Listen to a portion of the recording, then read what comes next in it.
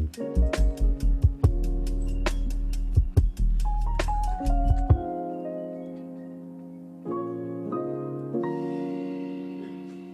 right, hi. How's everyone doing? I'm doing good. All right, good. Good morning. So here we're going to talk about some classroom management with Zoom today. This is supposed to be, and it's not going to be me talking a lot. It's going to be like discussion. So I'd love for you guys to talk and just use, if you can, use the hand raise function, or just go ahead and just get on and share. What concerns do you guys have about Zooming with your kids right now?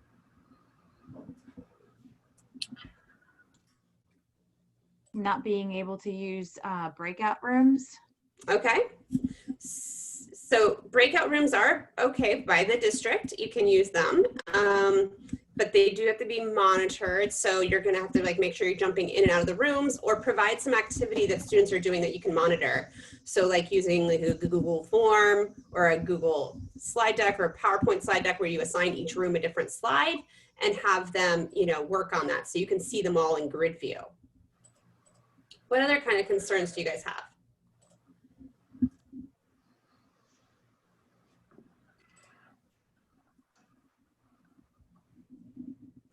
I guess one thing I have is I'm used to being very physical up in front of the class when I'm teaching, you know, waving hands and whatever. I teach English and moving, and being confined and how that's going to come across on the screen. Yeah, it's definitely a change in our styles for sure. Yeah. So I see some stuff in the chat: keeping kids' attention, staying focused, participation. Yeah, we're definitely gonna have to kind of change the way that we do things. Establishing norms, yeah, that's a great one. You know, we have to make we're gonna be guests in everyone's home. So that's a way to think about it, is, you know, we're a guest in your home. And so the expectations are going to be different than when we're there in our classroom. So That's a good way to say it. Yeah, we've got things like that. So, all right, everyone can see my screen, right? So I made a Wakelet that I'll share with you guys in the chat.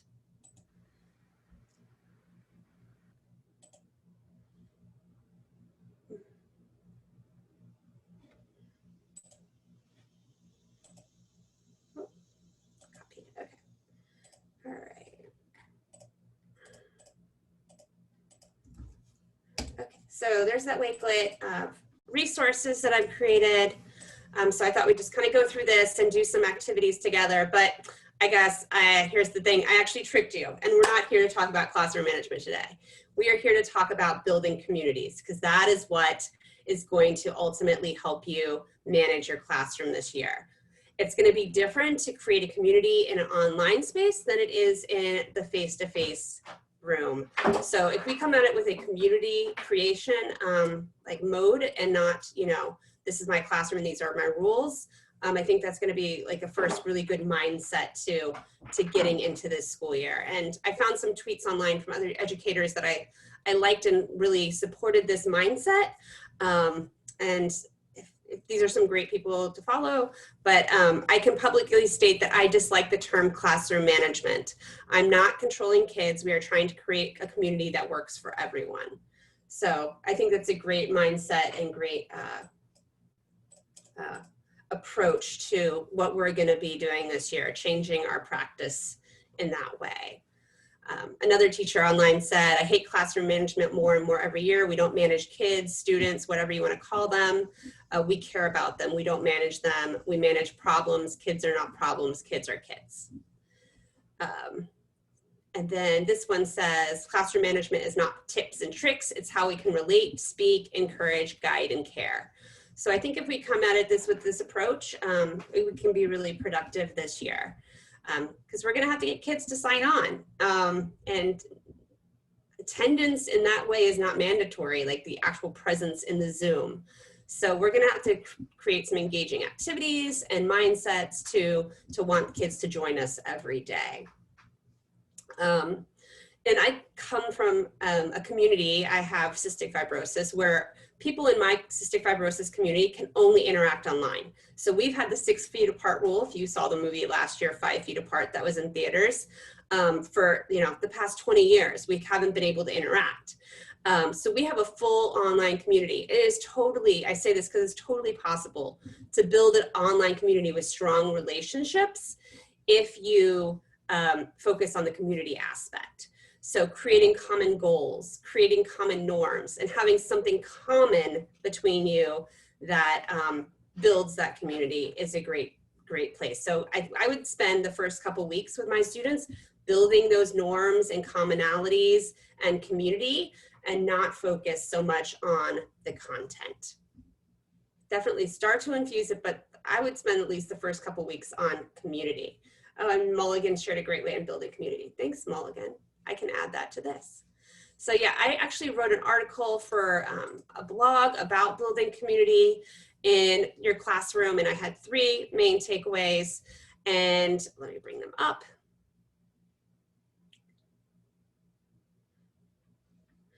So building a common space together. So I know you guys are all really into like creating those Bitmoji classrooms or the Canva graphics, but have your students become a part of that. Like help them design what the space looks like. Just because, I always put like students' art on the walls, and I know a lot of teachers do that, but like that can be done here too. Like if a kid, sends you a drawing or an image, or they create the graphics, like put those and have them build the classroom. The more they're a part of it, the more that they're gonna feel like this is a community and not just a virtual teacher that they've never experienced like in real space. 2, have that common goal.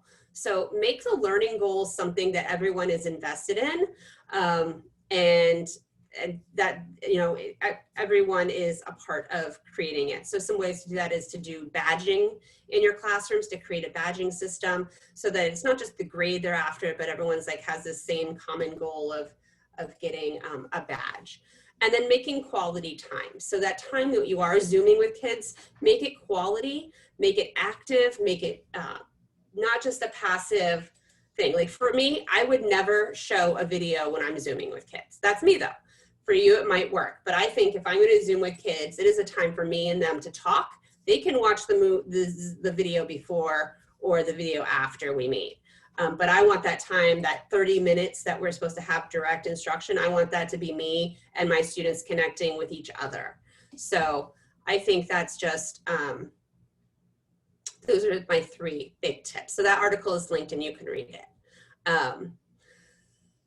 So, and here's where I got that, we're a guest in their home, is like, we see a lot of rules that are coming out of, dress codes, and PWCS, I'm very happy, does not have a dress code. They can do Zoom from their rooms or wherever they want to Zoom, and students don't have to have their cameras on. And I think that's a big thing. Some school districts are saying, kids, you have to have the cameras, and that is just a no-go for me on an equity level of access and bandwidth. It's just not possible for every kid to have their camera on. So we kind of got to step away from that expectation. So I think one thing that we can really spend some time doing at the beginning of the year is icebreakers. So I made a Padlet, and I'd love for you guys to contribute your icebreaker ideas, and let's spend some time on icebreakers, some ways to connect with kids, because I know we have 80 people in here, so we're going to have, some really good ways to be thinking about icebreakers. So go ahead, access this, add yours, and then if you want to talk about it, let's do that.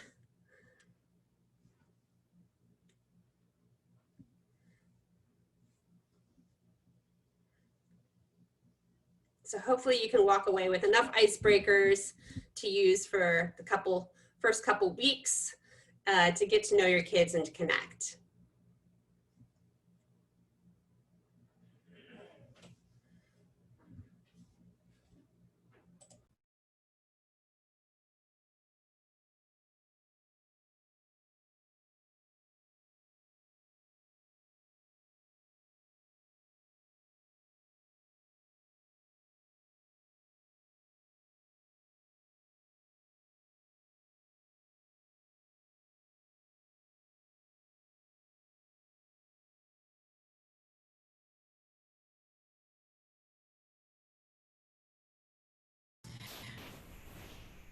Katie, when I click on the ad for Padlet, it keeps saying that it keeps updating somewhere else. Is that because I have my own account? Might be operator error. You should just be able to click it and add. You shouldn't have to log in. I made it so it can just be anyone can add to it. My internet, it updated. Oh, okay. Okay. Katie, I don't know what I'm supposed to click because In the bottom right corner, there's a pink plus sign. You can just click that and it will add a new box. For my Woodbridge people that are here, we have a school Padlet account this year, so you can do unlimited Padlets with your students. They embed really nicely into Canvas, and so tomorrow morning at 9 a.m. I'll have a training on that. This is just one layout of a Padlet. There's actually like eight different layouts you can do. So this is just a random wall. So tomorrow at 9, I'll show all the features of Padlet if you want to come for that. So I'm seeing lots of good options, lots of ideas. I love it. I love it. I love it. All right. So I'm going to say, someone want to share about the Eagle, Moose, Unicorn? I've never heard that. Who wants to tell us about that? Hi, this I'm PE, but it could work for anyone, and it is you do Eagle is arm straight out, like we do Falcon because we're Ashland, and then Moose is your thumbs attached to your temples and your fingers straight up, and then Unicorn is one thumb on your forehead. So it's, you count to 3. So you pick a leader and they count to 3, 1, 2, 3, and they show what they want, Eagle, Moose, Unicorn. And then the other person or everybody else jumps and turns around. So they're actually facing away from their camera. And then if they match, you could do a reward. And if they don't match, we just do physical activity, but you could they get them up and moving or keep track of your points or, pick, and then the student can pick the next leader and they rotate through. It's just a fun game. Nice. Awesome. Thank you. Let's see. There was one I saw. Let's see. Pass the pencil. Who wants to share about that? My idea was that, I like at the beginning of the year to have the kids talk to each other about themselves. And I have the kids choose who's going to talk next. So my idea was that I saw the video of, I think people were passing a makeup brush, it looked like, from off the frame, and then the next person would look like they were taking that brush from off frame into their frame.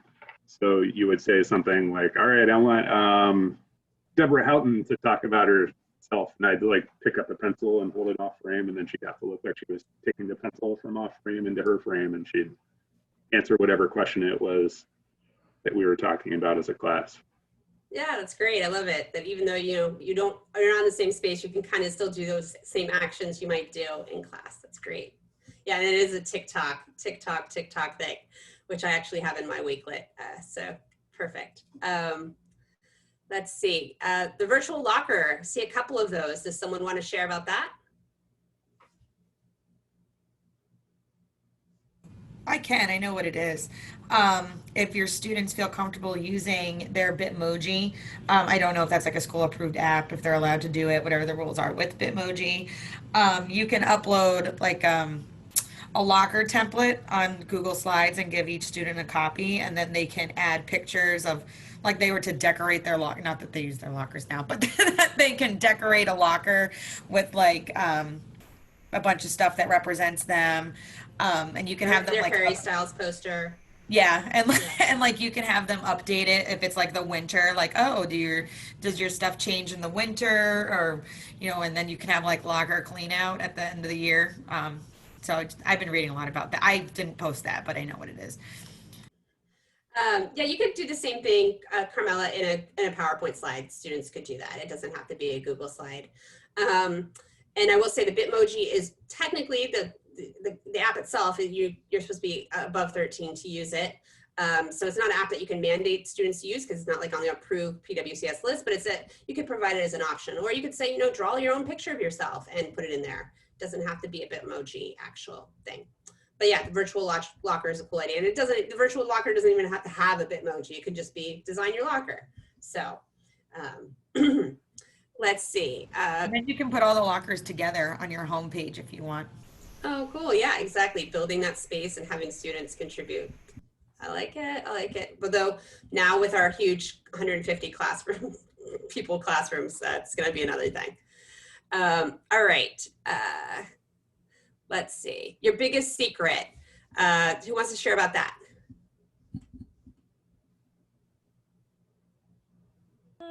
I can. Sorry, it took me a minute to find my mute. So I've done this in the past with like note cards, just like flashcards. Give students, I work with middle school, so I've given them like 5 or 6 minutes because they take a hot minute.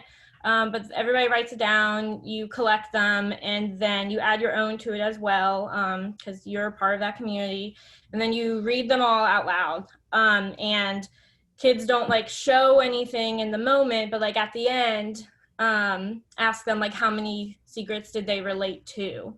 So like trying to show them that they have more in common with each other than they might think. So here, like online, it would probably be a little different in terms of like having them, I couldn't really have them like raise their hand unless we were like in the Zoom call or something. I'm not sure how I'm like going to track like who relates to how many, but I do like the idea of using Padlet to show them. So I'm glad. Yeah, you can see it's anonymous here. So yeah, students can definitely, Padlet would be a great icebreaker tool to use for a lot of different things, to have them anonymously contribute. You can see that, you can do thumbs up so students can upvote kind of like on Reddit, or you can also you can set it up to be a heart so students can like it. So yeah, so Padlet can be great for you doing that kind of stuff. Yeah. Perfect. How would you do Padlet? Because I have my account, so everyone can see my name. How would I do that, like anonymously? Is there a way to do that? Well, when you set, students won't have an account. Oh, okay. Yeah, so you can just have them. Yeah.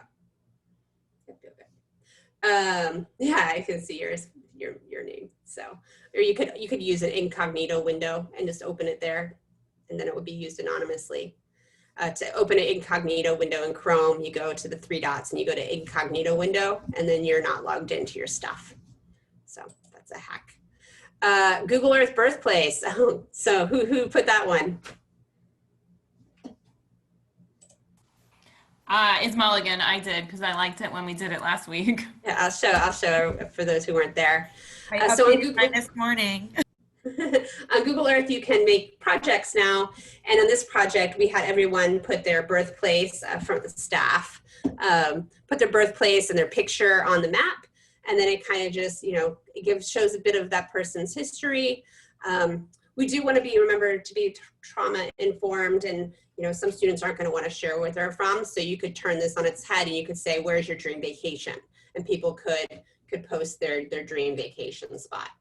So if you had maybe a lot of L students, that might be something to consider, that versus, where are you from?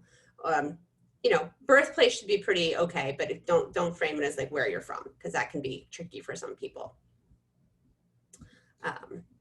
It's loading, it will take a little bit to load, but anyway, Google Earth is definitely a cool tool to use. Let's see, is there anyone that was really passionate about theirs and wants to share about theirs that I didn't call on or didn't point out? I can share mine. I posted show and tell. I think that'd be really good for elementary school. Be like, okay, you guys have 5 minutes to go show like one thing that really represents you.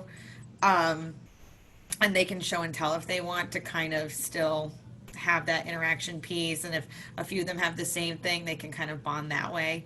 I don't know if that will work at high school, but that's more of like an elementary school one. I thought we just talked a lot about like high school, middle school ones, but that would be a good elementary school one, I think. Yeah, that's great. I'd like to know what the TikTok one is. TikTok. Who wants to tell Ms. Boas what TikTok is? That was also me. I'm sorry. So there are, if you're going to do this, there are some TikTok songs that are slightly inappropriate. So you will have to filter what you do.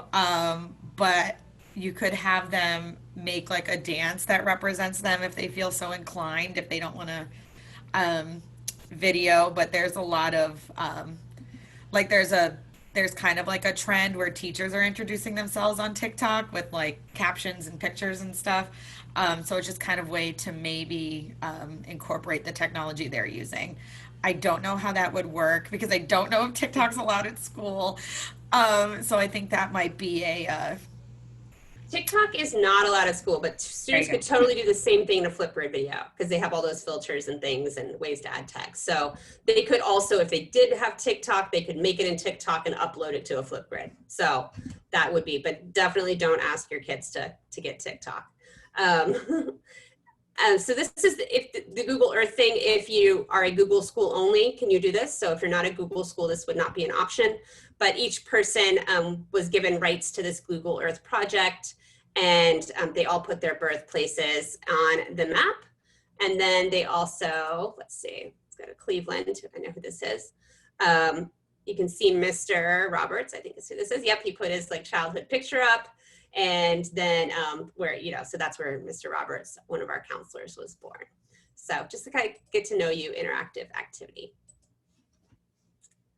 All right, anyone else wanted to share their thing? I think someone asked about, what was it? And Padlet actually does have an Earth template that you could do for that. Yeah, it does actually, a map. That would actually be perfect. That would be better, maybe. Let me see, put in a new link. Padlet. When you make a new Padlet, they do have a map option. That's right. Good call, Stephanie. Make a Padlet. You can choose that map one. So you could do this with a Padlet if you're not at Google School. Or if you are, you just want to do the Padlet instead. And it embeds on the page nicely.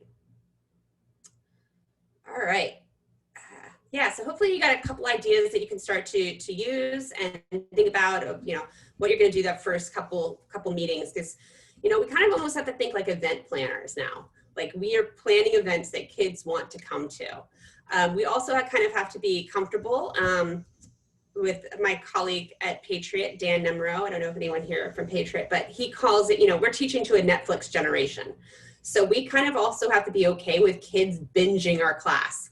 Like maybe they're not going to do anything until Sunday night at 10 p.m. and then they're going to do everything for the week.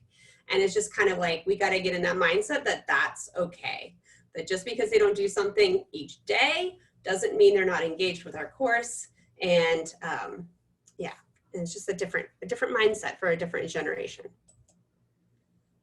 The second thing that I had here in the Wakelet is the classroom norms. So I thought we'd kind of go through and each of you can add what you think some good norms would be for your Zoom time with students, and we can discuss them.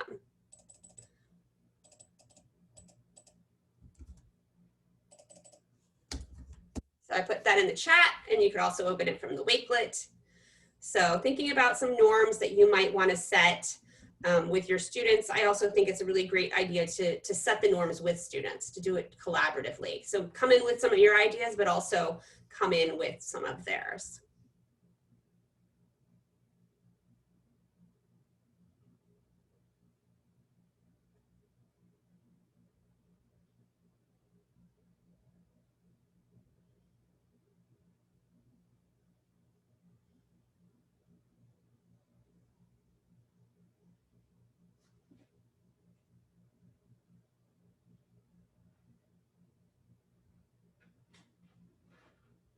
Katie, so if you did put that in a module, it would be, you know, if you assign that assignment, I would do it as an assignment, embed it onto an assignment and just assign it to that particular section. And then only those students would have access to it. But yeah, if you put it in a module as like an assignment or a page for everyone, then everyone could see it. So. Great, thank you. Yeah.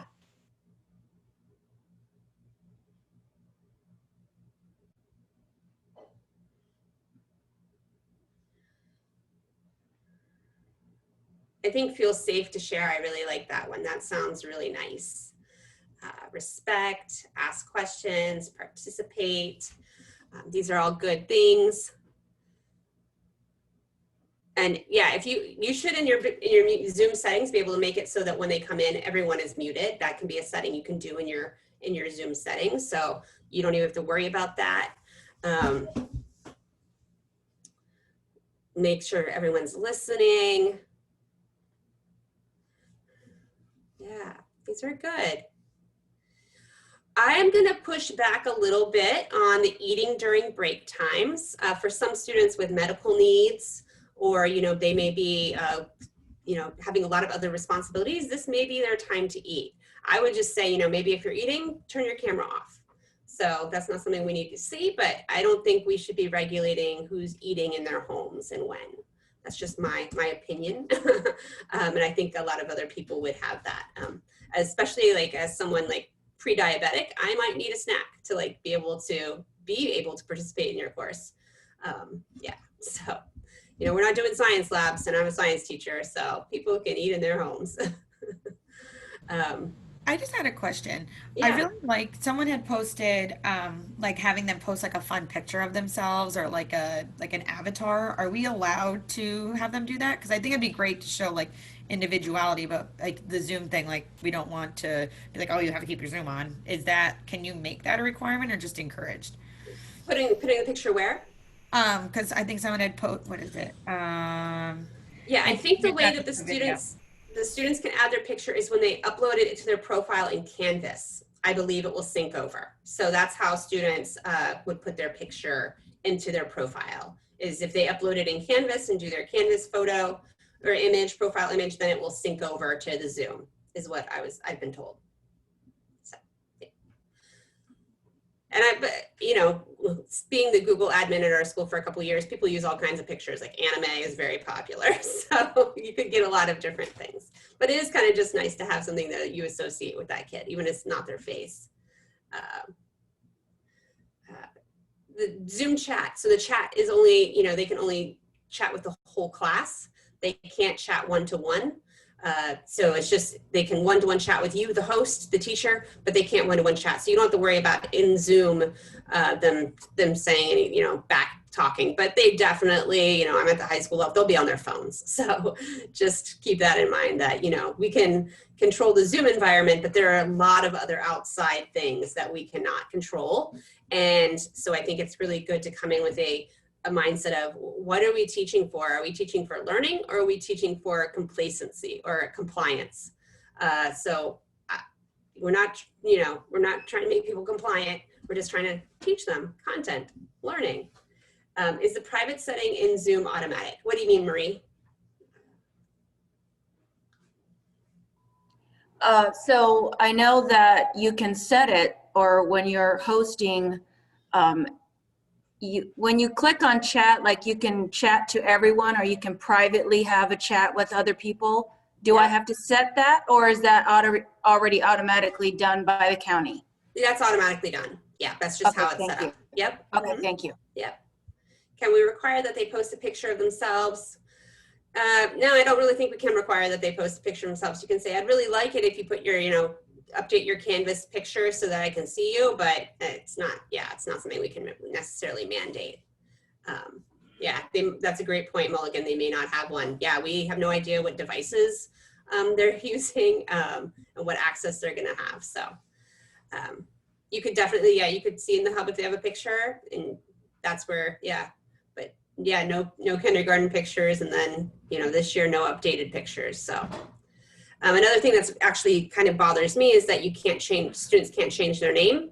And yes, it's nice from a control and you know who's in your classroom, but for those students who have custody issues or who are trans, that's gonna be problematic. So I don't know how we're gonna deal with that, but that's definitely something that bothers me. So yeah, I thought we might get that too, but it's not happening yet. So, all right. Yeah. Thanks, Mulligan. Yeah. All right. So hopefully, you know, you'll have these Padlets are not going away. So this is something you guys can refer back to, the icebreakers and the norms. And those are definitely two things to start your year off thinking about.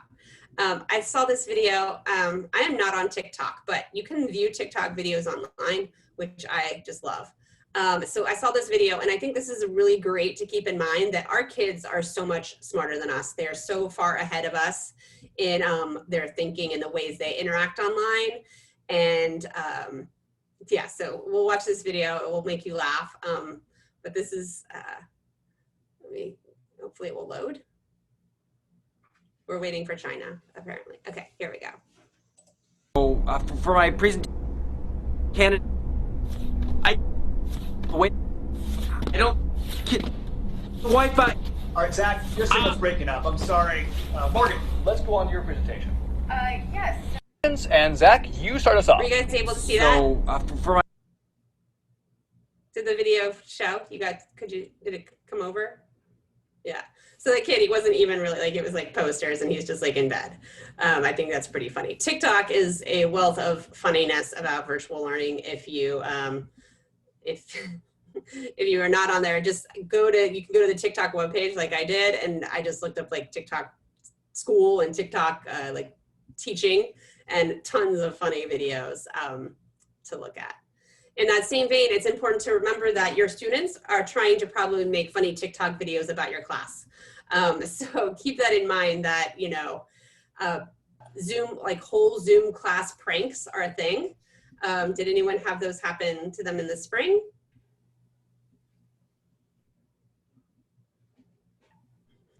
Yeah, so they're pretty innocent most of the time, but just be aware that, you know, if things start to happen and you're like, what's going on? They could just be trying to prank you. And I have some examples of those in the Wakelet that you can watch. Katie, did you say that we didn't need the TikTok app to, you know, look through those videos? Yeah, I don't have TikTok. I don't have the app, but you can just go to TikTok.com and like you can Google TikTok, like teaching, and it will come up with a website with all the things that have been tagged. Now, Katie, I would also, I have the app. I don't have an account because my wife has it for her job. But there's a lot of good resources, like what kids, like they're making videos like of stuff like what they don't like about the different Zooms and stuff like that. So it's also a good way to kind of learn like what kids aren't liking about the different Zooms. And so you can change your class up a little bit to help that. Yeah, I actually have a tweet here that it's like teachers, if you want to learn about what you should be doing in Zoom, go to watch the kids in TikTok, because there is a lot of, you know, kids are telling it how it is, and they're telling like what they like and what they don't like and what is just craziness. This, I'm not going to labor it, but it's a really great resource if you're thinking about how to rethink what you do. This Tori Trust, she has a PhD, she works in Amherst, University of Mass, Amherst, as a professor, and just how to restructure and rethink what you used to do in your classroom versus what you should be doing kind of in the online setting. So we have to move from long lectures to mini lessons, and how you can take worksheets and, you know, change them into, you know, what you could be doing online. So this is a great resource I highly recommend. I kind of just wanted to give you guidelines that PWCS sent us ITCs on Friday. So some teacher expectations: teachers are to test the equipment and plan ahead. Teachers are to identify the purpose and the goal of the lesson. It's helpful to develop a meeting structure. So those norms and expectations, that's something you should develop. And like I said, I really think developing with the students is a great call. 1 second.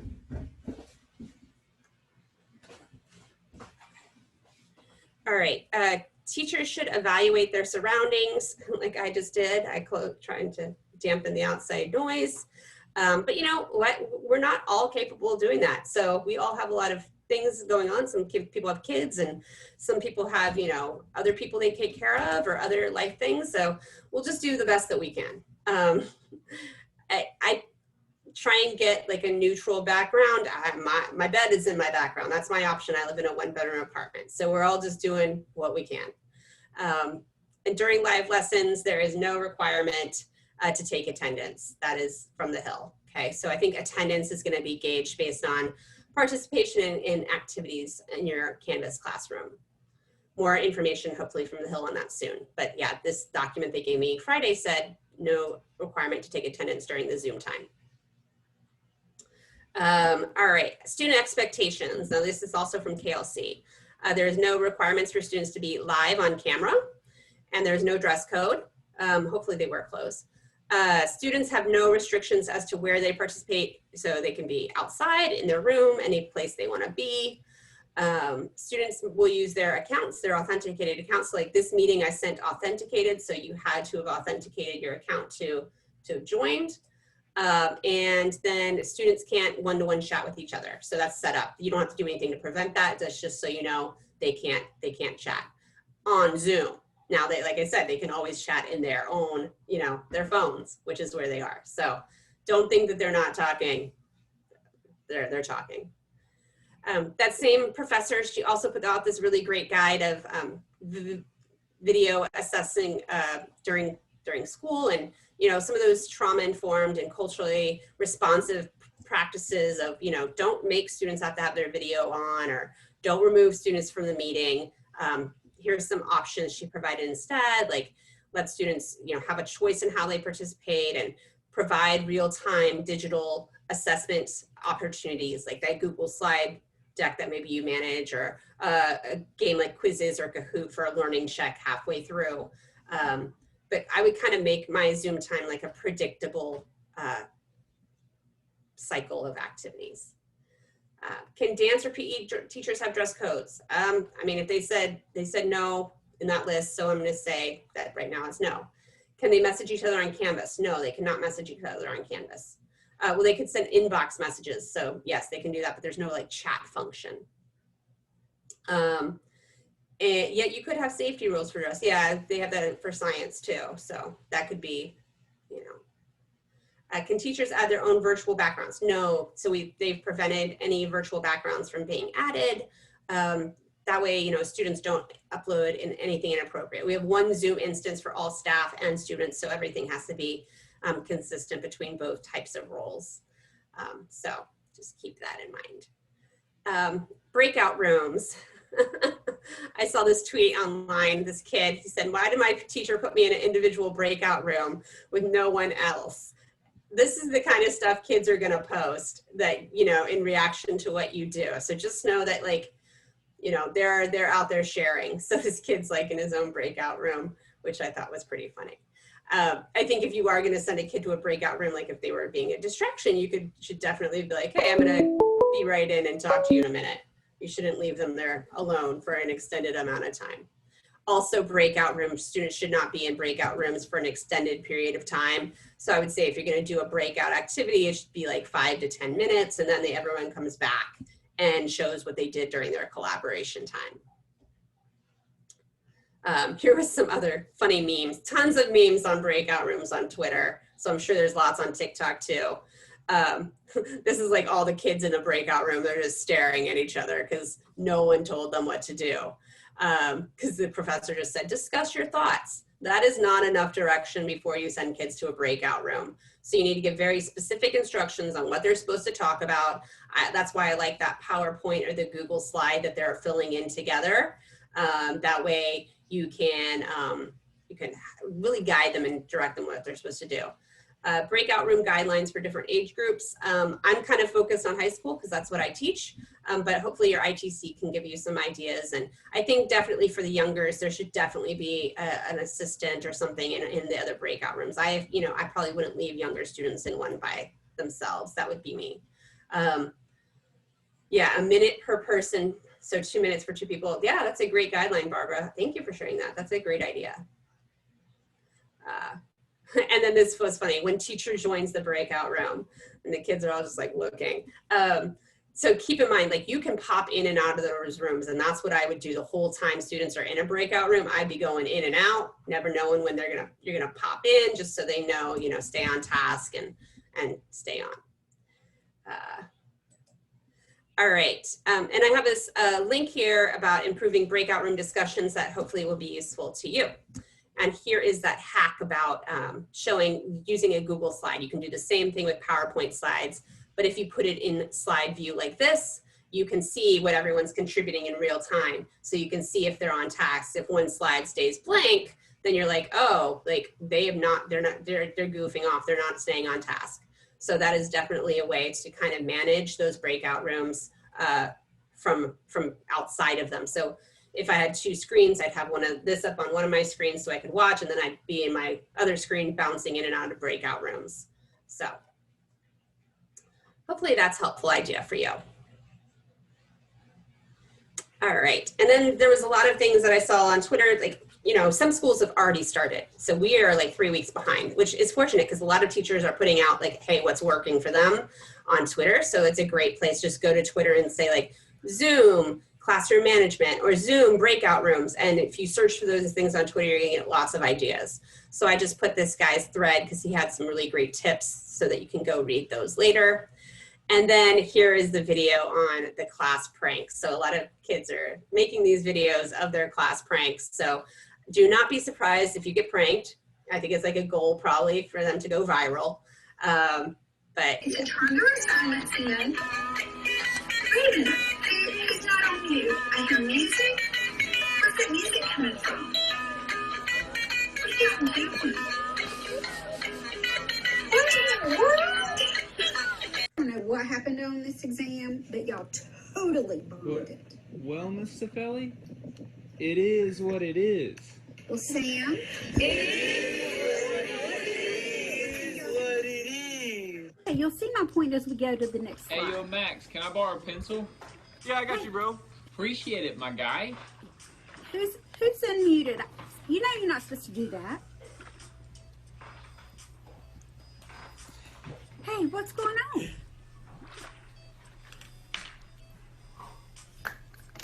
How are y'all doing that? Thanks, dude. Guys, hang with me today. I know I'm throwing a lot of information at you, but Miss Cifelli, I gotta. so there's a whole 10 minutes of Zoom pranks you can go watch. But yeah, so definitely you could do those things, like turn those Zoom pranks into like culture building activities, right? It could be like, hey, when someone says this, we all yell this together. Like that could be, you could turn that prank into like actually community building and something you guys do as a group. So that's like a great way to flip it on its head. And those things that engage students, make them part of your class. You would be so, I bet they could. I bet they would. Oh, instead of using, what did Miss Abney say no to, Beth? She said that was a hard no of having students come at different time slots. Like they all have to come at the same time. Yeah. Okay. I was like, I missed what she said no to. Yeah. All right. So hopefully this has been helpful for you in giving you some ideas of things to do. I will put the attendance in the chat. Does anyone else have any thoughts or concerns or questions or?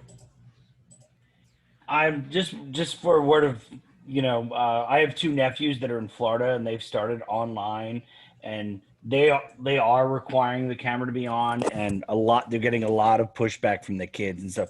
Because like one of my nephews, he actually has like study hall, and so he has to actually sit in front of a screen for the whole study hall. Like, and they're watching him. There's a teacher there watching him, and it's really he really gets creeped out by it and all that other stuff. So just again, something to think about when it comes to turning on the camera and everything like that.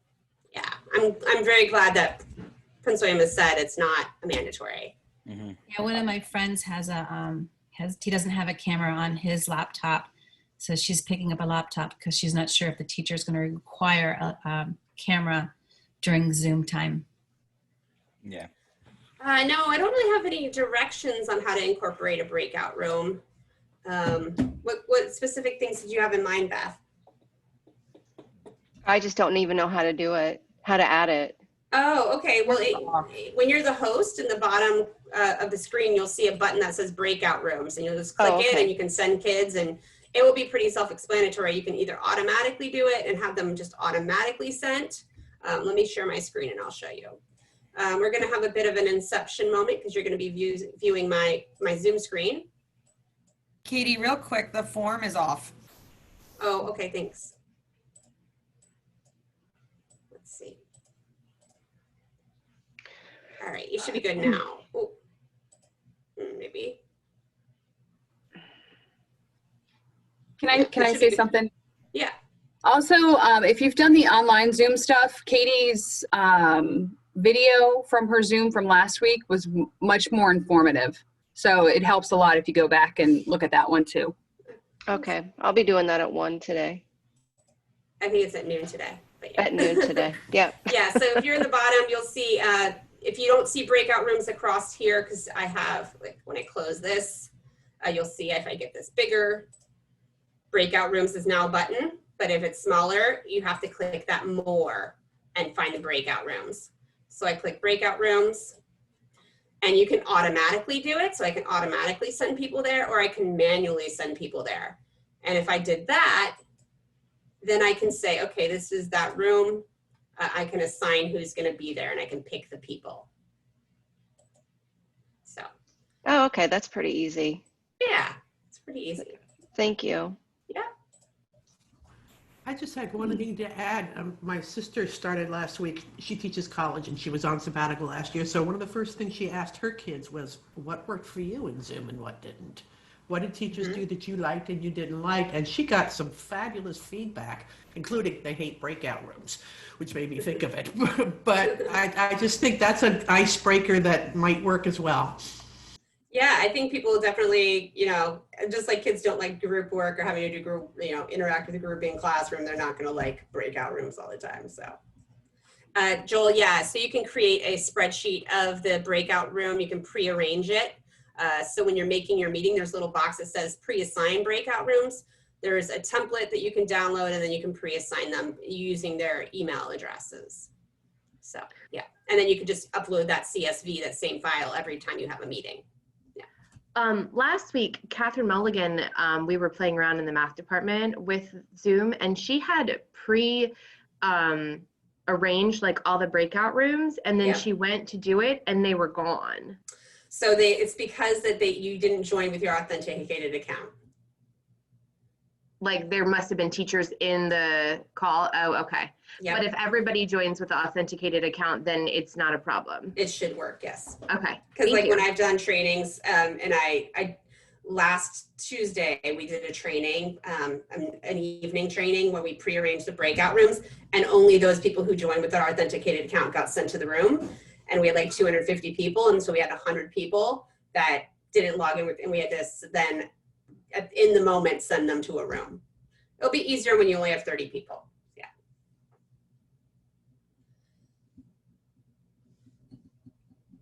Oh, so you're talking about kids that come in late, or what you're considering late. I mean, I didn't acknowledge the zillion people that came in late today, so I just let it ride. They showed up. Catherine, I have a question. Yeah. How do we access the resources that you've given us here? So for future reference, if I want to share with my... Oh, so you didn't get the link at the beginning? I don't know, maybe I'll the Wakelet one? Yeah, the Wakelet. Oh, I did. Yep. Okay, that's Yep. everything So that you that's talked about's in there? Yep, Got it. everything is, Okay. yep. Great, thank you. Yeah. No, your authenticated account does not link with your personal account. You should not be using your @PWCS account, John. Yeah, I set this account to be authenticated, so, or this meeting to be authenticated users. So hopefully everyone joined with their account.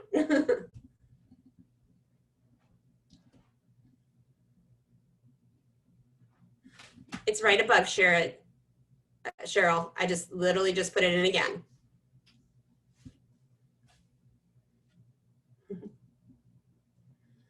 All right, guys. Well, thank you. I have like only a zillion emails to go tend to. But thanks for coming today.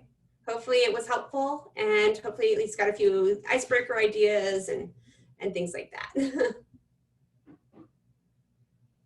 Thank you. Yeah. Bye. Thank you.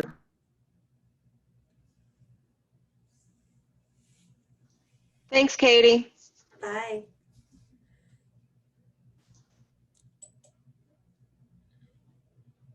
Hey, Katie. Yeah. From what I read on the website, because I found out about this, I joined because of the Facebook page. It said if you were out of